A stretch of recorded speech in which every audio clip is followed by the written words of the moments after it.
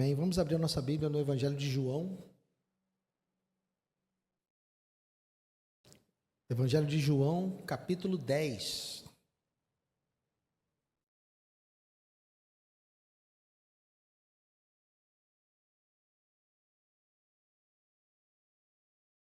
Evangelho de João, capítulo 10.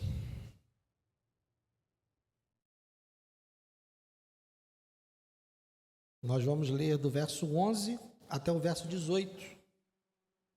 João, capítulo 10, do verso 11 ao verso 18. Diz assim. Não, desculpa, vamos ler a partir do verso 1, falei errado, é 1 ao 18. Em verdade lhes digo, quem não entra no curral das ovelhas pela porta, mas sobe por outro lugar, esse é ladrão e salteador.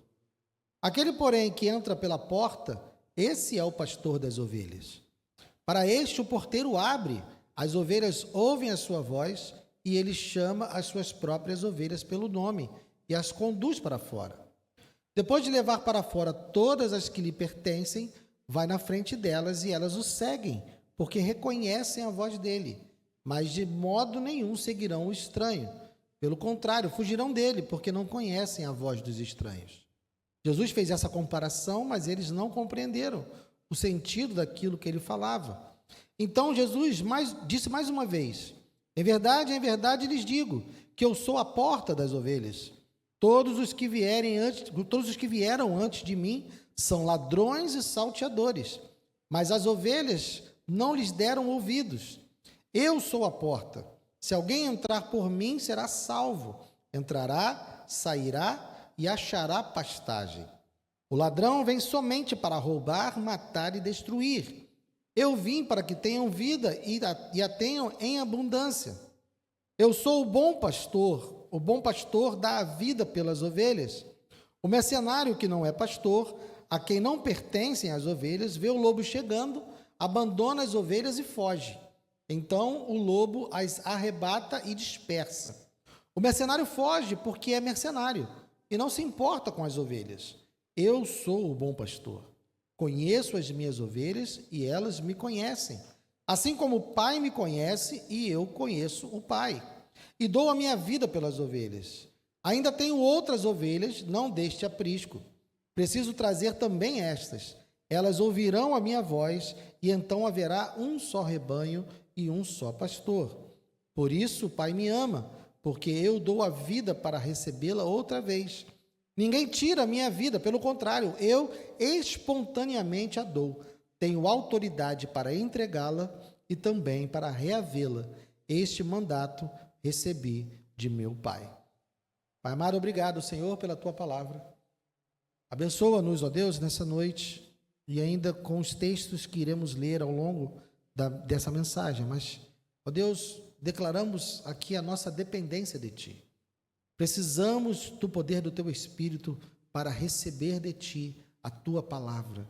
Então, Senhor, que não seja eu, mas que seja o Teu Espírito, e que os nossos corações estejam também preparados para serem edificados, transformados, exortados, encorajados pela Tua palavra nessa noite, ó Deus. Opera um milagre e fala conosco, é o que eu te peço, e já te agradeço em nome de Jesus.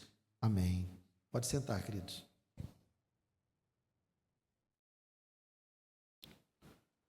Eu costumo dizer aqui, em outras oportunidades, que Jesus é uma das figuras mais emblemáticas da nossa cultura.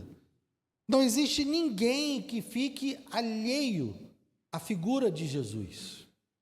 Desde os ateus até os crentes, todo mundo tem um posicionamento a respeito de Jesus.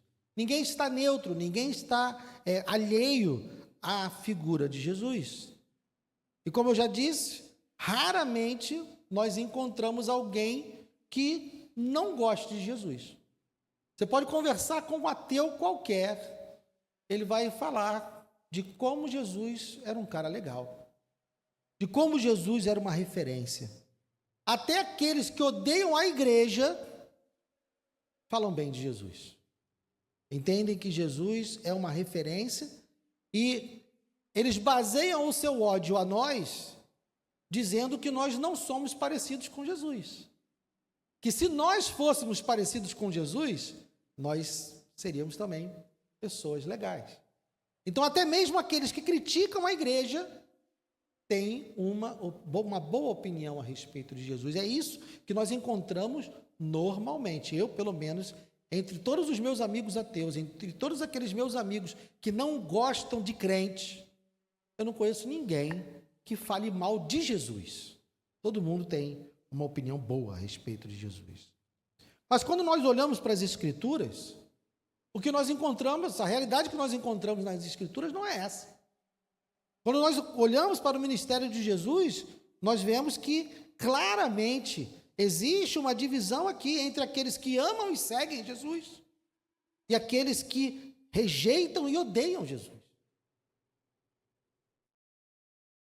Como a gente pode explicar essa diferença entre o tempo, aquilo que nós encontramos nos tempos do Novo Testamento, onde havia essa clara divisão entre quem segue e ama Jesus e aqueles que odeiam e rejeitam Jesus. E essa realidade que nós encontramos hoje, onde todo mundo diz que Jesus é um cara legal. A diferença, meus irmãos, está que hoje, a ênfase está naquilo que Jesus fez. Então, aqueles que olham para as obras de Cristo, a maneira como Cristo viveu, veem um homem que viveu de amor, viu um homem que curou enfermos, viu um homem que enfrentou estruturas corruptas. Então, quando a ênfase está naquilo que Jesus fez, a grande maioria das pessoas vai concordar com aquilo. Quem é que é contra curar quem está enfermo? Quem é que é contra enfrentar lideranças opressoras e corruptas? Quem é que é contra fazer o bem e amar o próximo? Ninguém é contra isso. Então, quando se olha para aquilo que Jesus fez, todo mundo tem acordo que o que Jesus fez era algo bom. Desde o ateu até o crente, todo mundo concorda com isso. A questão é que nos tempos do Novo Testamento, onde há esse conflito, o foco, a ênfase não era naquilo que Jesus fazia. A ênfase está em quem Jesus é. Quem ele é. Qual a identidade de Jesus. E é aí que o bicho pega. É aí que há essa disputa. É aí que há esse confronto. Quem Jesus é. É a identidade dele, a pessoa dele, que trazia essa controvérsia. E Jesus traz essa parábola do bom pastor, e hoje nós estamos dando continuidade, né, às nossas exposições a respeito das parábolas de Jesus. Essa parábola que ele traz do bom pastor é uma parábola para ilustrar quem ele é. Ele vai nos mostrar quem ele é através dessa parábola. No verso 1, nós temos logo a fala dele, o verso 1, ele dizendo: em verdade, lhes digo. Lhes digo para quem? Como a gente tem aprendido ao longo dessas exposições, para nós entendermos corretamente uma parábola, nós precisamos também saber para quem ele está falando, com quem Jesus está falando. E então nós temos que voltar um pouco do capítulo 9, na controvérsia que há da cura do cego de nascença. Vamos ler dos versos 1 ao verso 7 do capítulo 9. Enquanto Jesus caminhava, viu um homem cego de nascença. E os seus discípulos perguntaram: mestre, quem pecou para que esse homem nascesse cego? Ele ou os pais dele? Jesus respondeu: nem ele pecou, nem os pais dele. Mas isso aconteceu para que nele se manifestem as obras de Deus. É necessário que façamos as obras daquele que me enviou enquanto é dia. A noite vem, quando ninguém pode trabalhar. Enquanto eu estou no mundo, sou o quê? Sou a luz do mundo. Depois de dizer isso, Jesus cuspiu na terra, fez lama com a saliva e com a lama untou os olhos do cego. Então disse ao cego: vá lavar-se no tanque de Siloé. Então aqui nós temos um momento que Jesus se encontra com o cego de nascença e opera um milagre. E ele diz aos seus discípulos que ele está operando esse milagre, que ele vai curar esse cego, que esse cego estava ali para que se manifestem as obras de Deus. E ele vai curar esse cego fazendo uma afirmação que ele já tinha feito anteriormente, dizendo que ele é a luz do mundo. Você pode voltar um pouquinho aí, só virar a página, no capítulo 8, verso 12, ele diz: eu sou a luz do mundo. Quem me segue não andará nas trevas, pelo contrário, terá a luz da vida. Jesus, então, ao curar esse cego, ao fazer o milagre, ele está se apresentando como a luz do mundo. Ele faz isso, o cego vai se lavar no tanque de Siloé. Nós não vamos entrar nos detalhes para não perdermos muito tempo. Fica de trabalho de casa a sua leitura completa do capítulo 9, mas ele vai se lavar no tanque de Siloé e passa a enxergar. E isso vai causar uma divisão entre os judeus. Verso 13 do capítulo 9. Levaram aos fariseus aquele que antes era cego, e era sábado o dia em que Jesus fez a lama e lhes abriu os olhos. Então os fariseus lhe perguntaram outra vez como podia ver. Ele respondeu: ele pôs lama sobre os meus olhos, lavei-me e estou vendo.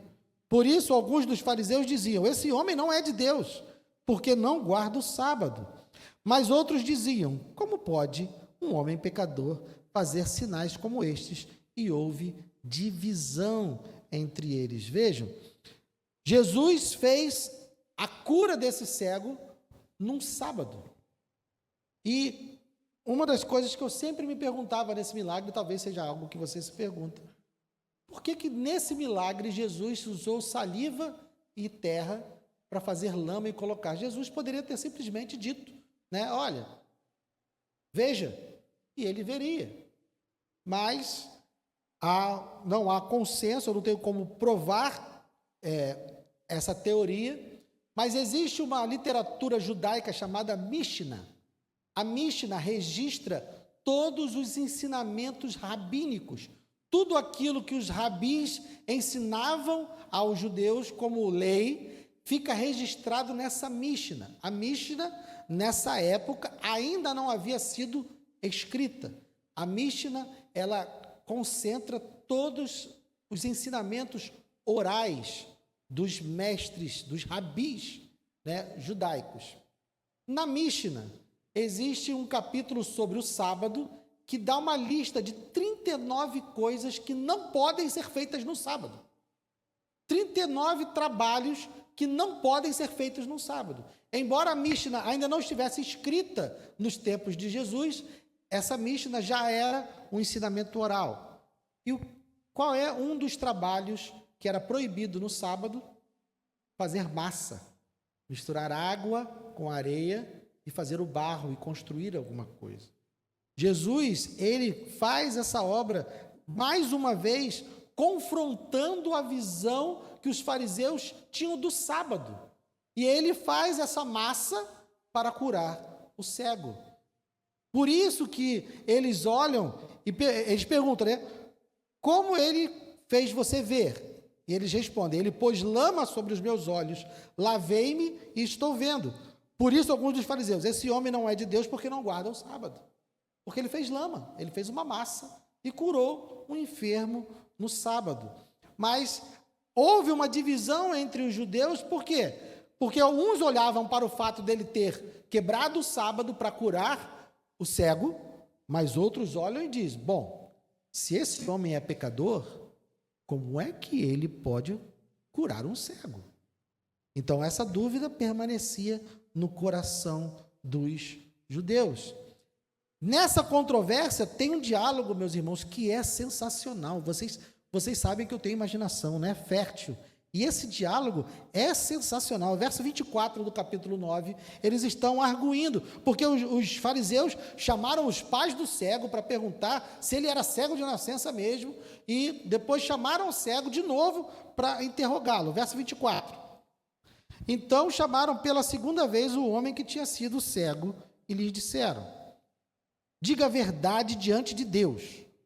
Nós sabemos que esse homem é pecador, falando que Jesus é pecador. E olha o que o ex-cego respondeu. Se é pecador, não sei. Uma coisa eu sei. Eu era cego, agora eu vejo. Isso é sensacional, gente. Perguntaram outra vez, o que ele fez a você? Como ele abriu os olhos? Lhe abriu os olhos. Ele respondeu, já lhes disse, mas vocês não ouviram. Por acaso, por que querem ouvir outra vez? Por acaso vocês também querem se tornar discípulos dele? Rapaz, isso aqui deve ter sido... Eu imagino a cara dos fariseus. Vocês estão me perguntando de novo por quê? Eu acho que vocês estão querendo ser seguidores dele. Aí, o fariseu fica meio chateado. E ele no 28. Então o insultaram e disseram, discípulo dele é você. Nós somos discípulos de Moisés. Sabemos que Deus falou a Moisés, mas esse nem sabemos de onde é. E o homem respondeu, é estranho que vocês não saibam de onde ele é, mas ele me abriu os olhos. Sabemos que Deus não atende a pecadores. Pelo contrário, se alguém teme a Deus e pratica a sua vontade, a este atende. Desde que o mundo existe, jamais se ouviu que alguém tenha aberto os olhos a um cego de nascença. Se esse homem não fosse de Deus, não poderia ter feito nada. O cego já está impaciente. O cego fala, olha só, vocês não conhecem ele, deveriam conhecer. Vocês não são os representantes da lei, vocês não são os guardiões do templo, vocês não são aqueles que explicam a nossa religião, como vocês não conhecem? Porque se esse cara fosse pecador mesmo, Deus não teria respondido a oração que ele fez por mim, Deus não teria me curado. Estranho vocês não conhecerem. Esse diálogo, irmãos, é sensacional. Qual o resultado disso? Os fariseus expulsaram ele da sinagoga. Vai embora daqui, você está perturbando a gente. Então, some da minha frente. E ele se encontra com Jesus. Ele sai da sinagoga, se encontra com Jesus, e no verso 39 temos o registro do final da conversa deles. Jesus continuou, eu vim a este mundo para juízo, a fim de que os que não veem, vejam, e os que veem se tornem cegos. Isso ele falou para o cego, para o ex-cego, depois que ele adorou ele. Verso 40. Alguns dos fariseus que estavam perto perguntaram-lhe, por acaso também nós somos cegos? Jesus respondeu, se vocês fossem cegos, não teriam pecado algum, mas porque agora dizem, nós vemos, o pecado de vocês permanece. Então veja, os fariseus vão confrontar Jesus, quando ouvem o que ele diz ao ex-cego. Porque o ex-cego o adorou e Jesus diz, eu vim a esse mundo para juízo, a fim de que os que veem, não veem, vejam, e os que veem sejam cegos, se tornem cegos. E eles então vão confrontar Jesus. Você está chamando a gente de cego? Você está dizendo que nós não enxergamos? E Jesus responde a eles que, se vocês fossem cegos, vocês estariam bem. Porque ele disse o quê? Que veio fazer com que os cegos vejam. Mas o problema dos fariseus é que eles achavam que viam. Eles afirmavam, nós vemos. E pelo fato deles afirmarem, nós vemos. Ou seja, por eles não reconhecerem a sua cegueira. É por isso que eles estão em pecado. Jesus também já tinha dito isso a eles um pouco atrás. Volte aí, capítulo 8, versos 23 e 24. 8, 23 e 24. Jesus já tinha dito. Jesus lhes disse, vocês são daqui de baixo, eu sou lá de cima. Vocês são desse mundo, eu deste mundo não sou. Por isso eu lhes disse, que vocês morrerão em seus pecados. Porque se não crerem que eu sou, vocês morrerão nos seus pecados. Jesus já tinha dito para eles, se vocês não crerem que eu sou Deus, vocês morrerão nos seus pecados. Então Jesus está dizendo, pelo fato da cegueira deles não ser reconhecida, pelo fato deles não perceberem o quão eles estão cegos a respeito da identidade de Cristo, ou seja, eles estão cegos para o fato de que Jesus é Deus, e por estarem cegos, achando que vem, eles estão então em seus pecados. É para essas pessoas que Jesus está proferindo essa parábola. Jesus está falando com os fariseus que vieram confrontá-lo por causa da cura do cego de nascença. Eles estão em conflito pela identidade de Jesus. Uns achavam que ele era um louco, achavam que ele era um demônio, outros diziam, um pecador não pode fazer o que ele faz. Então havia entre os próprios judeus, entre as próprias autoridades judaicas, ali uma disputa. Alguns com certeza diziam que Jesus não era o Messias, não era o enviado de Deus, outros estavam dizendo, bom, peraí, temos que olhar para os sinais que ele está fazendo, e não podemos afirmar que ele é um demônio ou que esse cara é um louco. O que está acontecendo? Então eles estão atentos a isso. A parábola, então, tem a ver com a identidade de Jesus. Jesus está proferindo essa parábola aos judeus que estão em conflito sobre a sua identidade, e ele então vai explicar a sua identidade através dessa parábola. Então, ele começa falando a respeito de um pastor, né? Versos 1 a 6. Em verdade, lhes digo, quem não entra no curral das ovelhas pela porta, mas sobe por outro lugar, esse é ladrão e salteador. Aquele, porém, que entra pela porta, esse é o pastor das ovelhas. Para este, o porteiro abre, as ovelhas ouvem a sua voz, ele chama as suas próprias ovelhas pelo nome e as conduz para fora. Depois de levar para fora todas as que lhe pertencem, vai na frente delas e elas o seguem, porque reconhecem a voz dele, mas de modo nenhum seguirão o estranho. Pelo contrário, fugirão dele, porque não conhecem a voz dos estranhos. A figura que Jesus está usando aqui é de algo comum na cultura deles, de que os currais, eles eram currais comunitários. Não havia apenas as ovelhas de um único pastor lá. Então a figura que ele está trazendo é de um curral com porta fechada, onde havia lá dentro várias ovelhas de vários pastores. Um pastor verdadeiro, um pastor que é o verdadeiro pastor das ovelhas, ele vai chegar, o porteiro vai reconhecer, olha, eu vim buscar as minhas ovelhas. O porteiro, o guardião, ele vai abrir a porta.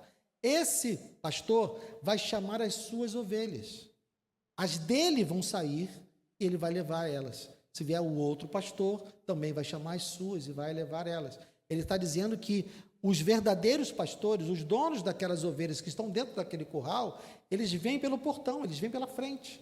Porque o guardião, o porteiro, conhece eles, as ovelhas conhecem a voz deles, então tudo vai acontecer bem. Mas Jesus está dizendo que existem aqueles que querem subir por outro lugar. Existem aqueles que querem entrar no curral, que querem acessar o rebanho de outra forma, que não pelo portão da frente, porque o porteiro não ia deixá-los eles entrarem.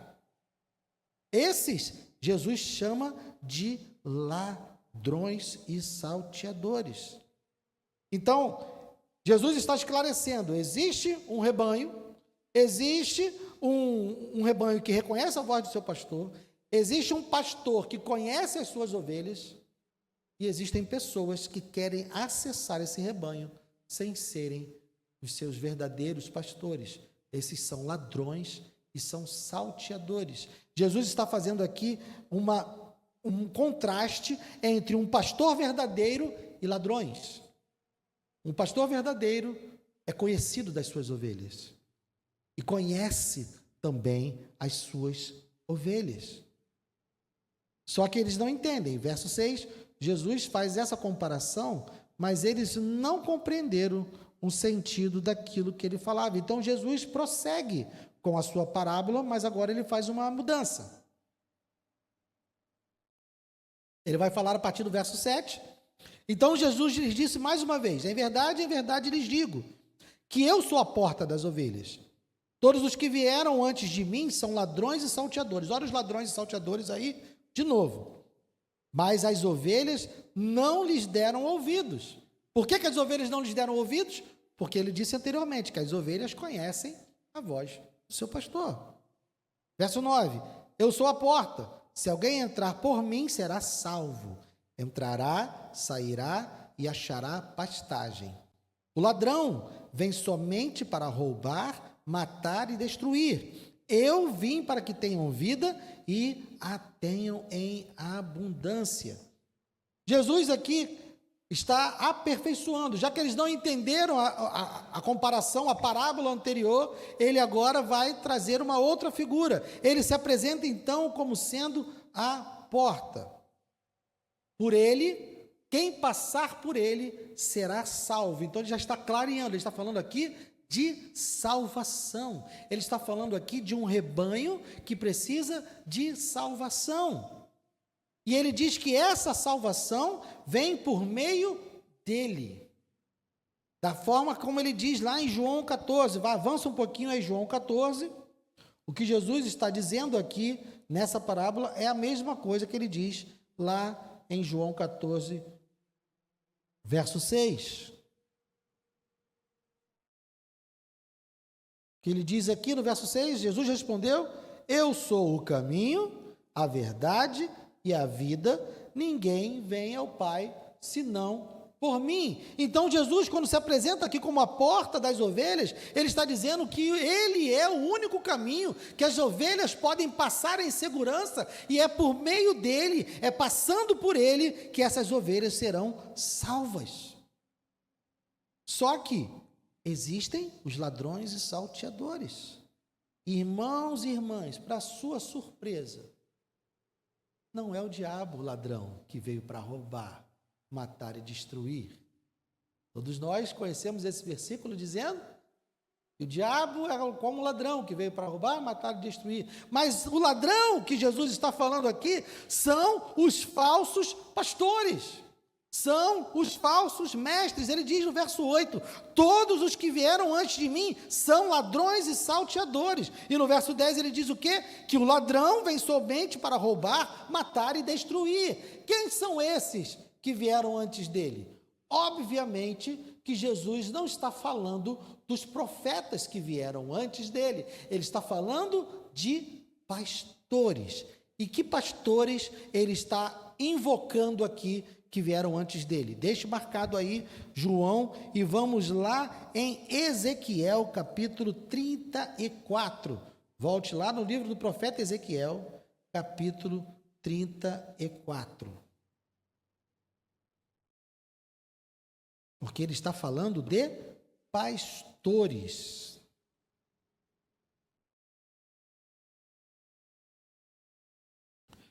Ezequiel, capítulo 34, vamos ler dos versos 1 até o verso 10.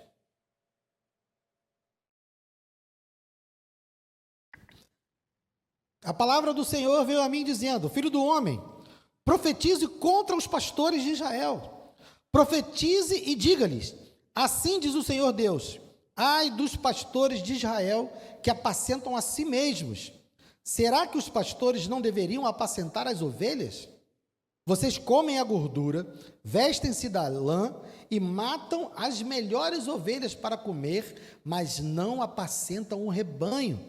Vocês não fortaleceram as fracas, não curaram as doentes, não enfaixaram as quebradas, não trouxeram de volta as desgarradas e não buscaram as perdidas, mas dominam sobre elas com força e tirania. Assim, elas se espalharam por não haver pastor e se tornaram pasto para todos os animais selvagens. As minhas ovelhas andam desgarradas por todos os montes e por todas as colinas. As minhas ovelhas andam espalhadas por toda a terra, sem haver quem as procure ou quem as busque. Por isso, pastores, ouçam a palavra do Senhor.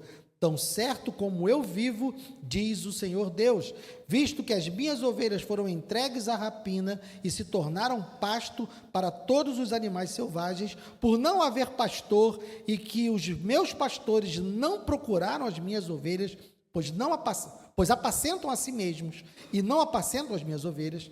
Por isso, pastores, ouçam a palavra do Senhor. Assim diz o Senhor Deus: eis que estou contra os pastores e lhes pedirei contas das minhas ovelhas. Farei com que deixem de apacentar as ovelhas e não apacentarão mais a si mesmos. Livrarei as minhas ovelhas da sua boca, para que já não lhes sirvam de comida. Pode voltar lá, então, para João. Jesus está dizendo que os pastores de Israel não pastorearam o rebanho de Deus. E está dizendo para os fariseus que eles são como esses pastores. Então, o ladrão que veio para roubar, matar e destruir, que Jesus está falando aqui, são os fariseus.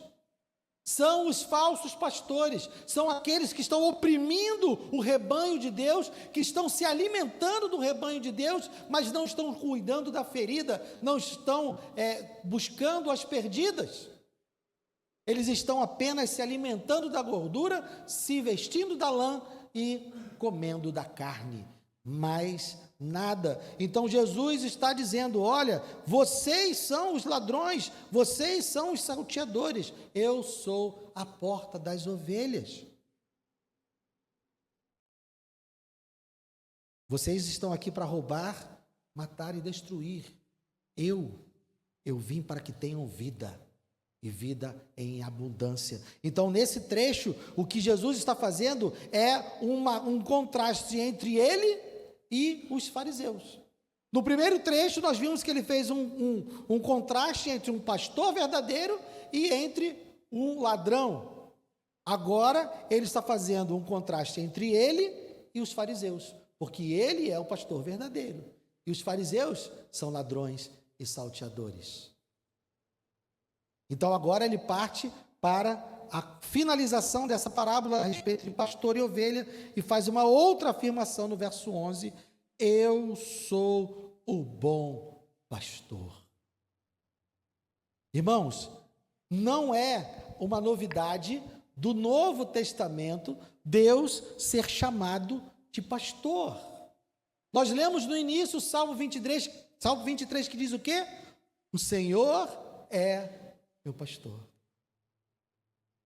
Se você for olhar em Gênesis capítulo 49, não precisa abrir por causa do tempo, mas deixa anotado, Gênesis capítulo 49, verso 24, quando Israel está abençoando seus filhos, quando ele vai abençoar José, ele diz que o arco de José não iria falhar, porque ele estaria sustentado pelo seu Deus, e ele chama esse Deus de pastor.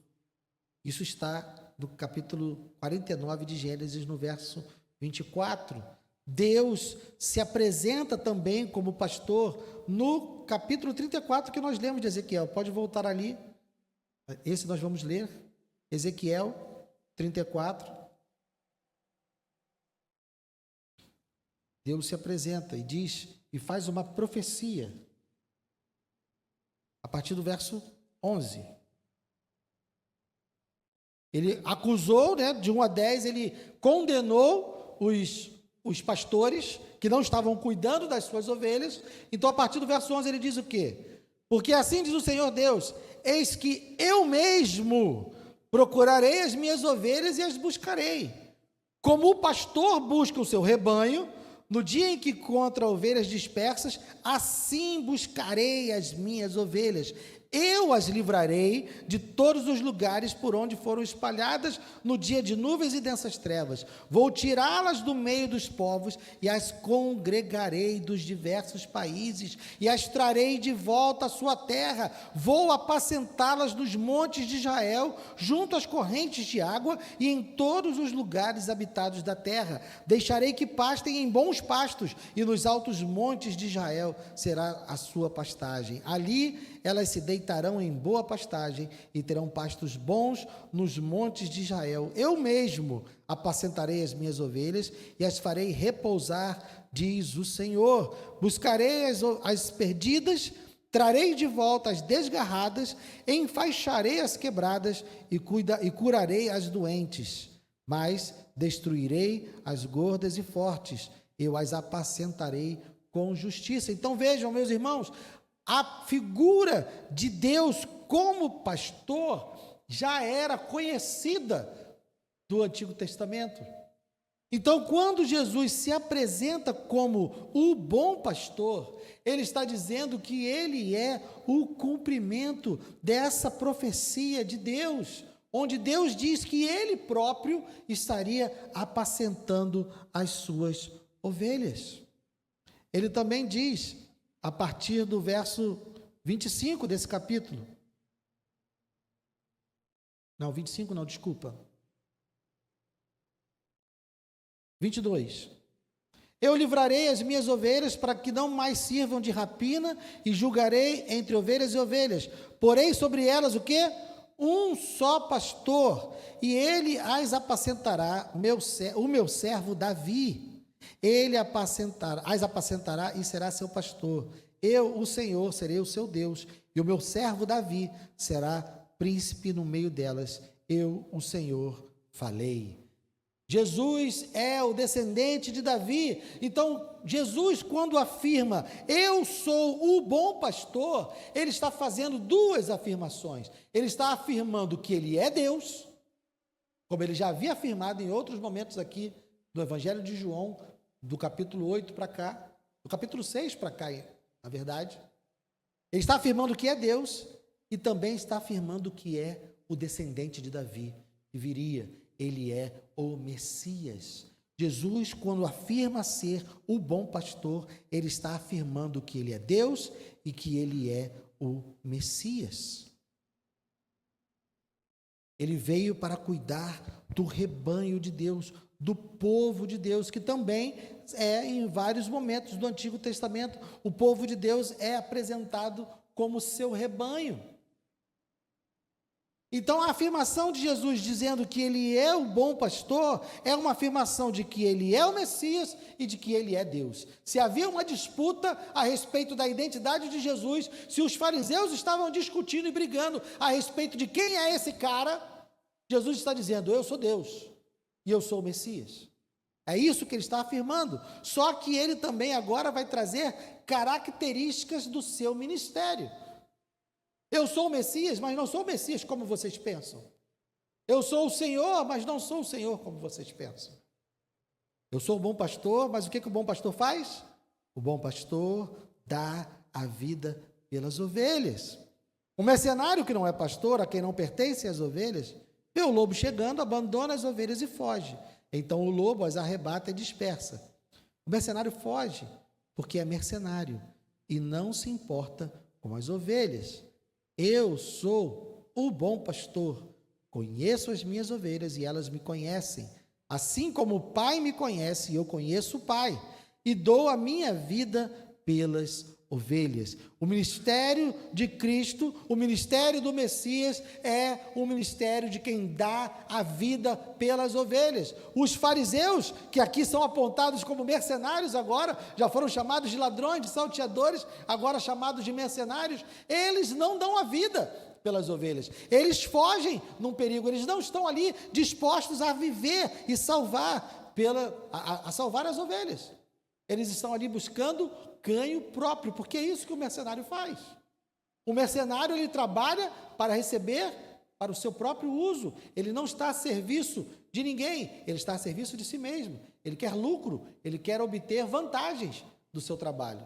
Jesus está dizendo que não. Ele, como bom pastor, ele veio dar a vida pelas ovelhas. Os fariseus não são confiáveis, eles são mercenários. E ele ainda acrescenta uma outra coisa a respeito do seu ministério, verso 16, ainda tenho outras ovelhas, não deste aprisco. Preciso trazer também essas, elas ouvirão a minha voz, e então haverá um só rebanho e um só pastor. Jesus está também dizendo aqui, a salvação não é somente dos judeus. Eu não vim apenas pelos judeus. Eu sou o Messias que vocês estão esperando? Sou. Eu sou o Messias profetizado? Sou. Mas vocês também não entenderam isso. A salvação não é apenas para os judeus. A promessa que Deus fez a Abraão foi de que nele seriam benditas todas as famílias, todas as nações da terra. Jesus está dizendo que ele iria buscar ovelhas de outros apriscos. Ele está falando dos gentios, daqueles que não são judeus, eu e você, que fomos alcançados e fomos incluídos nesse rebanho. Então, o ministério do Messias é um ministério que envolve a sua morte, que envolve a sua entrega e que também vai alcançar aqueles que não são judeus. Mas ele quer esclarecer algo a respeito da sua morte. Verso 17: por isso o Pai me ama, porque eu dou a minha vida para recebê-la outra vez. Ninguém tira a minha vida, pelo contrário, eu espontaneamente a dou. Tenho autoridade para entregá-la, também para reavê-la. Esse mandato recebi de meu Pai. Ele faz aqui uma afirmação soberana, lembrando de novo os fariseus de que ele é Deus. Vocês vão me crucificar, vocês vão me matar, mas não pensem que vocês estão fazendo isso porque vocês têm alguma autoridade. Não pensem que vocês vão fazer o que vão fazer comigo porque vocês têm algum poder. Na verdade, eu voluntariamente, eu espontaneamente estou dando a minha vida pelas ovelhas. Eu sou soberano. Se eu não quisesse, isso não aconteceria. Ele já está declarando para os fariseus que aquele plano no coração deles de matá-lo, isso é a vontade de Deus. E ele soberanamente está entregando a sua vida pelas suas ovelhas. Ele soberanamente está entregando a sua vida, porque ninguém tem poder de tirar a vida dele. Então, ao ouvir isso, os fariseus ficam alucinados. Verso 19. Por causa dessas palavras, houve nova divisão entre os judeus. Muitos deles diziam: ele tem demônio. E enlouqueceu. Por que vocês ouvem o que ele diz? Outros diziam: esse modo de falar não é de endemoniado. Será que um demônio pode abrir os olhos aos cegos? É por causa desse versículo, meus irmãos, que a gente liga isso tudo à história do cego. Aqui, essa controvérsia ainda gira por conta da cura do cego de nascença. E aqueles que estão em dúvida, porque uns dizem: ele tem demônio, enlouqueceu. Mas os outros dizem: bom, ele não fala como endemoniado. E será que um demônio pode abrir os olhos aos cegos? A resposta, eles sabem a resposta. Qual é a resposta? Deixa marcado aí, Salmo 146.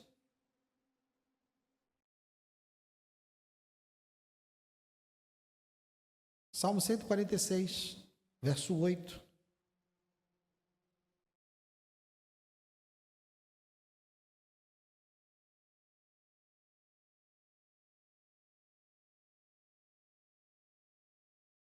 Que diz aí?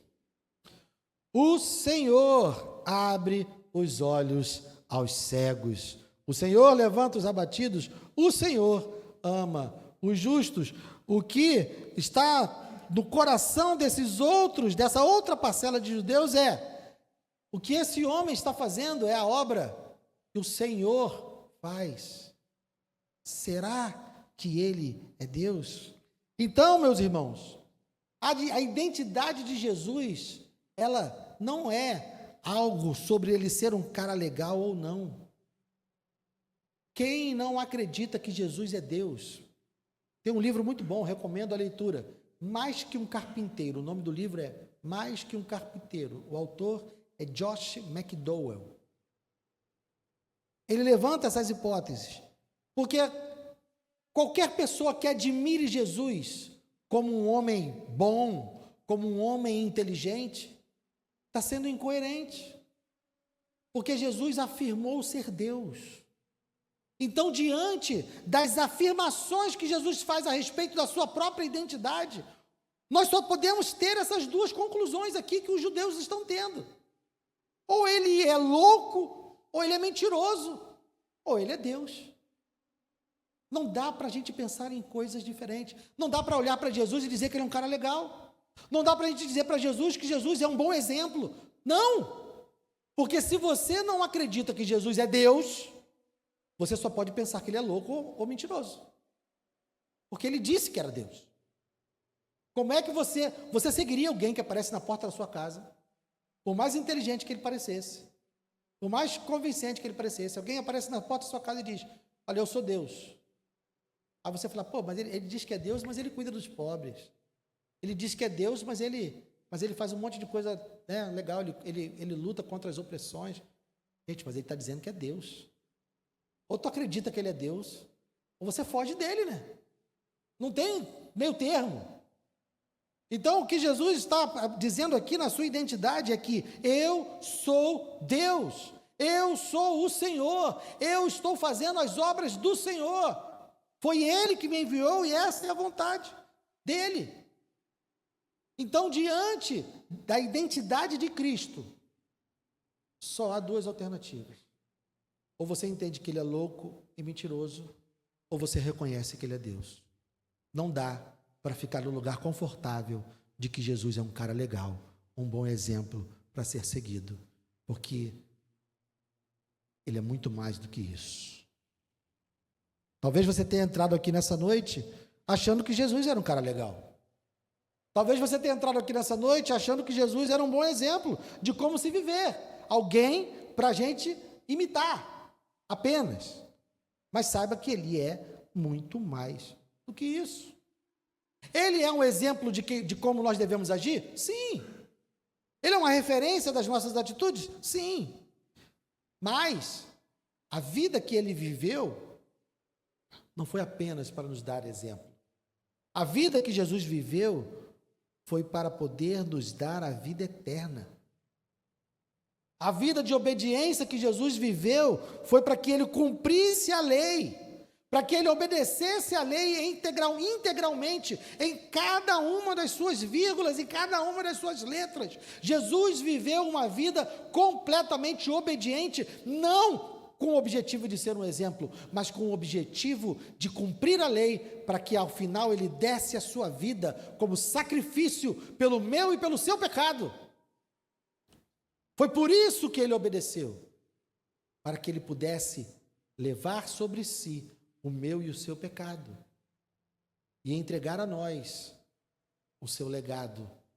E eu e você, todo aquele que crê no Senhor Jesus, todo aquele que crê que Jesus é Deus, todo aquele que crê que Jesus é o Messias enviado, todos esses tiveram seus pecados perdoados por causa da vida perfeita que Ele viveu e por causa da morte que Ele sofreu na cruz. Jesus é o bom pastor que veio dar a vida por suas ovelhas. Ao fazer isso, ao dar a sua vida, Ele pode nos dar a vida em abundância que Ele disse que daria. No verso 10, eu vim para que tenham vida e a tenham em abundância. Isso é possível porque Ele morreu a nossa morte, porque Ele levou sobre si os nossos pecados. Então é preciso que você que entrou aqui nessa noite saiba que Ele é Deus. É preciso que você saiba que nós somos pecadores e que temos pecado contra Ele, quando queremos viver de acordo com os nossos critérios. Mas também precisamos saber que Ele veio para buscar as ovelhas perdidas, Ele veio enfaixar as quebradas, Ele veio curar as doentes. Então, todo aquele que se volta para Ele, Ele acolhe. Todo aquele que se arrepende dos seus pecados, Ele acolhe, porque Ele é o bom pastor, Ele vai cuidar, Ele vai tratar as feridas, Ele vai cuidar da sua vida, Ele está cuidando da sua vida, Ele conhece você pelo nome, Ele é o pastor que conhece você pelo nome, Ele conhece as suas lutas, Ele conhece as suas fraquezas, Ele conhece as suas necessidades e Ele está cuidando de você. Então, se você está aqui nessa noite e ainda não é alguém que entregou a sua vida a Jesus, se você ouvir a voz dele, se você reconhecer a voz do bom pastor, não endureça o seu coração. siga-o, renda-se, entregue-se a Ele. E se você é alguém que já caminha com Ele, que já sabe que Ele é Deus, descanse, porque Ele está cuidando de nós. Amém? Vamos ficar de pé.